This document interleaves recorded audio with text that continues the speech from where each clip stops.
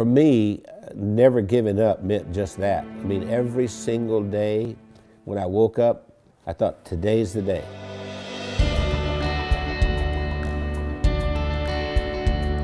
I was the second son in a sharecropper's family, and a sharecropper means that you don't own anything. I mean, you work for someone else who's the landowner.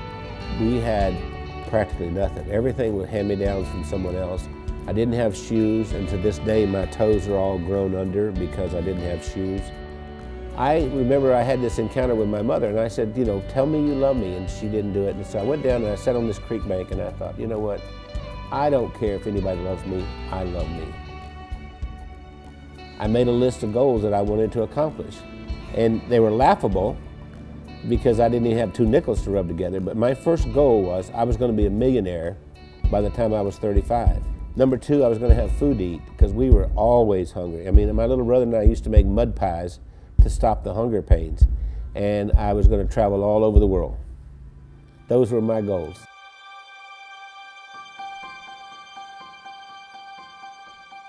I've learned everything from working with Randy. I didn't know anything about business. I started out, before I met Randy, I was a teacher, a mathematics teacher.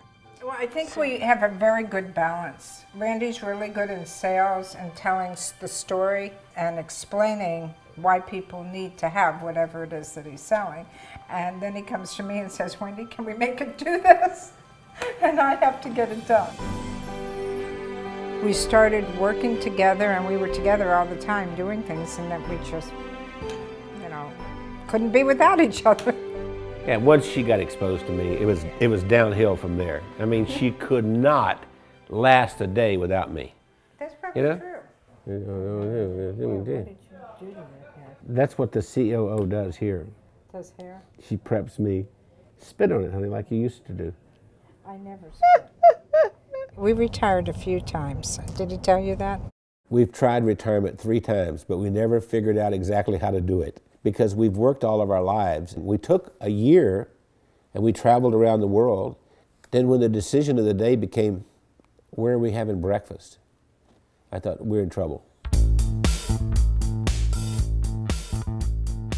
If I were giving you advice and you were meeting Wendy for the first time, I would tell you, don't get your feelings hurt if she uses her phone while she's meeting with you. Hey, Kim. Hey, Chris. Okay. I'll see you in the morning. All right. Bye. Bye-bye. I kind of feel like a triage nurse at a hospital. And every week I go in and I reprioritize. No, I'm not approving that. I think what drives Wendy is her desire to be the best and provide the best of service to everyone. Awakened at 2:30 in the morning, and I hear this little click, click, click, click, click, click, click. And it's Wendy over there looking something up at 2:30 in the morning. And I'll say, why aren't you sleeping? You can do that tomorrow morning. We are the definition of entrepreneurs. And we don't like doing one thing at a time. We have to do a lot of things at the same time. It's not just Randy and Wendy doing all this work. The whole team, every single one of us works around the clock. Hey, gorgeous. Listen, Bernice has been with us for what, 5, 6 years? 6 years. Yes. And we love her to death. And I love you guys. Yeah. Randy leads with his heart. And he's the most incredible person I've ever met. He's gone through so much in his life. And I believe that Randy's, I'm going to make me cry here. Randy has made the difference in my life. What's important is, what do I contribute in this day to make the world a better place? I know that sounds corny, but that's really what it is. My daddy used to say, we leave here with empty pockets. The other thing my dad said is that when you leave, you'll be accountable for 2 things. 1, how did you treat Mother Earth? And 2, how did you treat the people on Earth?